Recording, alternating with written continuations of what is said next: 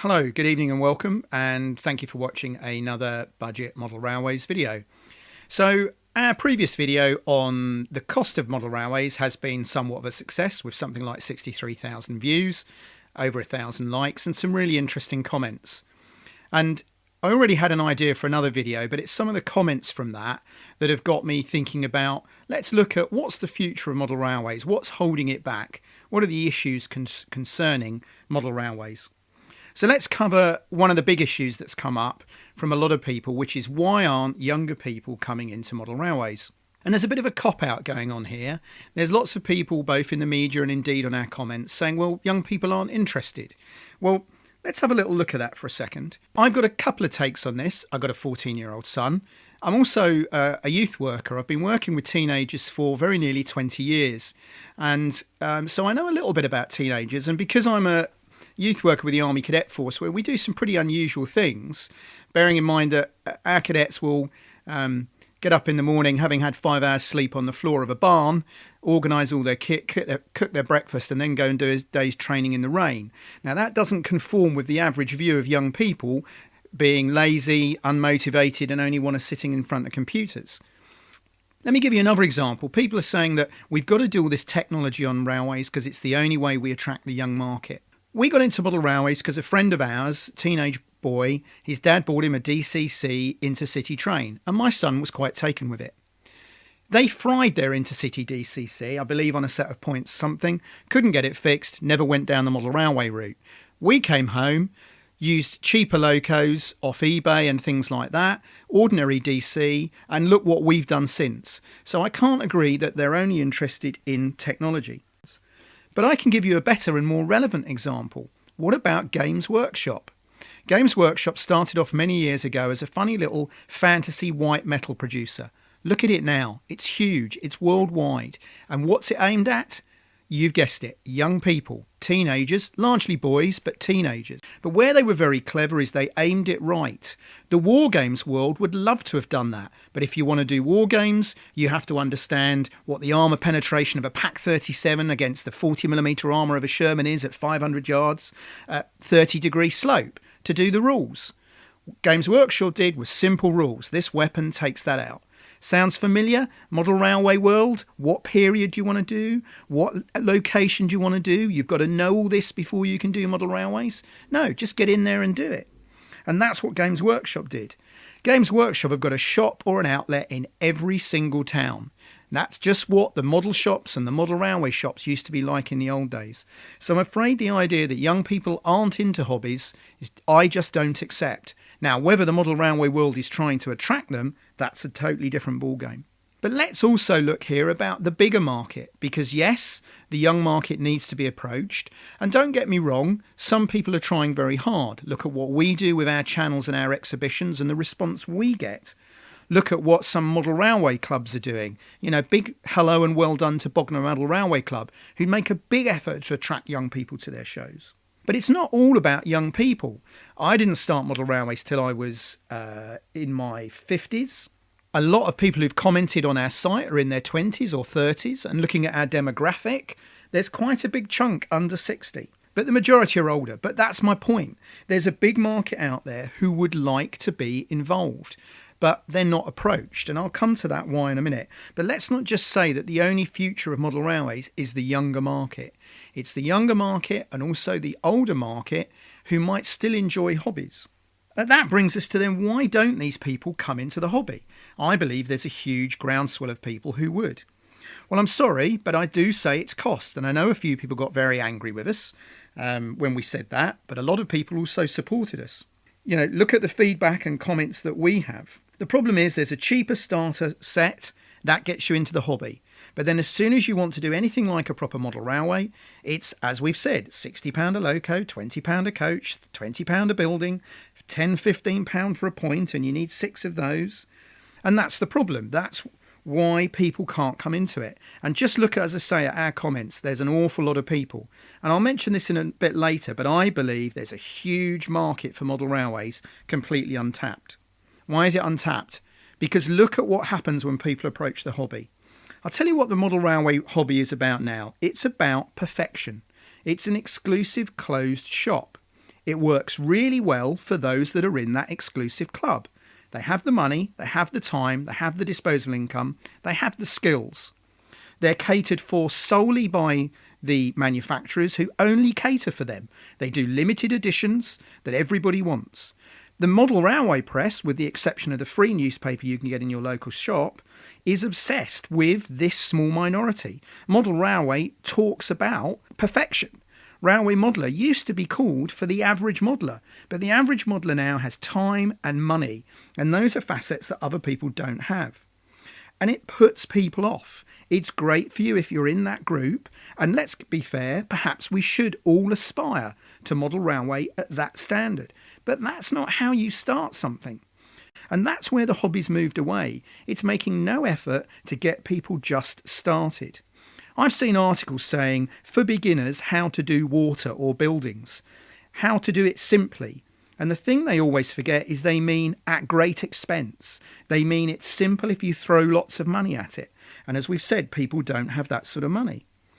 Not only that, people now don't have the skills, because the only real way to build things cheaply is to build them yourself. I'm a long-term modeller. My father brought me up to be a modeller, and I've taught Douglas how to do it. But that's quite rare now. But that's another opportunity that the model railways are missing.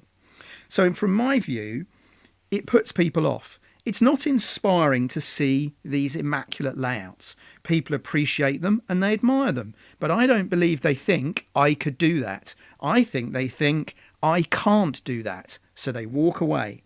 The huge attraction of our layouts at exhibitions are that people come up, take a look, like what they see, and then go away and have a go themselves. As I'm saying, there's nothing wrong with the high end, but it shouldn't be all the hobby's about, and it's no way to bring people into it. Somebody accused me the other day of just playing with toy trains. Well, I'm very sorry, but his layout was just playing with toy trains. It might have been immaculate and cost him a lot of money and taken 10 years to build, but he's playing with toy trains just the same way as that we are. And I think that's the difference. The problem you've got here is a fundamental disconnect. To that exclusive elite, model railways means immaculate, perfect, highly expensive layouts. To the vast majority of the general public, a model railway means what we make. Roselands Hill, Green Hill Hall. They mean some trains going around some track with some stations and some buildings and some scenery. They want to build that quite quickly and quite cheaply. And that's where the hobby is putting people off. They're not realising this disconnect. When the average person wants to do a model railway, and look at the comments we have, look at the people we get that talk to us at exhibitions. There's a huge number of people want to do a model railway, but their view of a model railway is some circles of track with any old train running around through some scenery. Perhaps the roads are painted on, perhaps the grass is painted on, but they will enjoy it. And this is where they've moved away from. We've moved away from the idea of enjoying it and having fun, and only granting it any credence if it either cost a lot of money or took 10 years to build, or both. There's a happy medium. We had a great comment from a guy who wants to model Southern Railways in 1960, so he has to buy the very expensive locos and coaches, but he does all the scenery and the buildings as cheaply as he can. Some of us don't care what kind of loco it is. I know it's not everybody's way of doing it. I know people don't like this approach of running whatever you like, but that's how people get into the hobby. They want to have some fun. And I believe this is a huge uncatered for market that the hobby could tap into.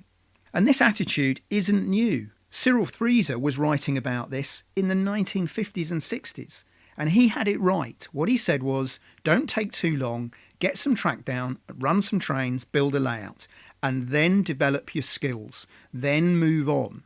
Doug made a nice little diorama recently, static grass, really immaculate ballasting, and I'm looking at that and thinking, yeah, do you know, one day I am going to build a layout like that. So I'm not knocking you guys that do it, but I don't believe that's the way to bring people into the hobby. To go back, look at what we do. What can the hobby do? How can it attract this big group of people that are not coming into the hobby but would like to? Well, firstly, there's people like us, both for our YouTube channel and our exhibition layout. And that's a sign of good things, because this year, if we'd wanted, we could have been at 9 exhibitions, because a large number of clubs saw what we do and realised that's the future. That's the way to bring people into the shows. And some of the clubs are really good at that. So who else is trying hard? Well, like I said, Bognor Railway Club and all the clubs that have booked us, you know, they're trying to bring in this different market, the younger market, the people who just want to play model trains. They just want a train set. I'm a big fan of the Railway Magazine Guide to Modelling, the free one that you see in all your hobby shops, because at least that's got articles on the alternative.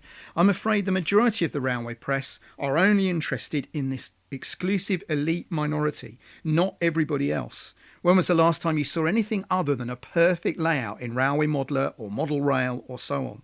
We need to all try and push this approach. The hobby has to move away from this exclusive, high-end, closed shop. I know it works now. I know those people in it appreciate it. I know the suppliers think that everybody's happy. But come on, guys, when you're selling out of exclusive high-end locos before they've even hit the shops, you're not making enough. It's as simple as that. As we said in our price video, there's nothing out there for people who just want to get into model railways at the basic end. I think that's the future of model railways. There's this huge untapped market of people, Joe Public, who don't know anything about railways, like I didn't. You could have written what I knew about railways, model or real, on the back of a postage stamp with a felt tip pen 4 years ago, and I've thoroughly enjoyed this hobby. So that's my view. To sum up, I think the hobby at the moment is too much about a, for want of a better word, exclusive closed shop who've got the money, the time and the skills to do things that way. And I think the hobby then tries to convince everybody that that is the hobby, and it's not. I suspect there's a huge majority of us doing a much more basic level of modelling, enjoying ourselves, and I passionately believe that there's a huge groundswell of people out there who would come into the hobby if they were encouraged to do so by a less perfect approach, by a more welcoming budget approach. I'm biased. We run Budget Model Railways. We have 5,831 subscribers. We've had however many hundreds of thousands of views, so I'm bound to believe we're right. If you disagree with me, please say so. I'm always prepared to see the other argument. 1 or 2 people, I'm afraid, cross the line.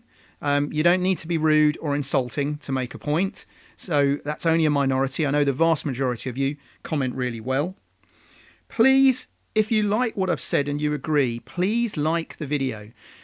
We've had 63,000 views on our other video. If we could get, say, 100,000 views on this and 20,000 likes, that might make some really interesting market research to then take to the suppliers and the media and say, I think you're missing a trick. So that's quite a long video. Thank you for listening to me waffling on for so long, but I thought this was an important point to make. So as always, thank you for supporting us, and I really look forward to your comments and your likes and your subscriptions. Budget Model Railway simply couldn't be the success it's become without the loyal following of all of you people, and we never forget that. As always, thank you for watching Budget Model Railways. Hi, thanks for watching the video and for the nice comments. Click on the left for a previous video in this series, click on the right for another video you might enjoy, and please don't forget to click to subscribe, like, comment, etc. Thanks again.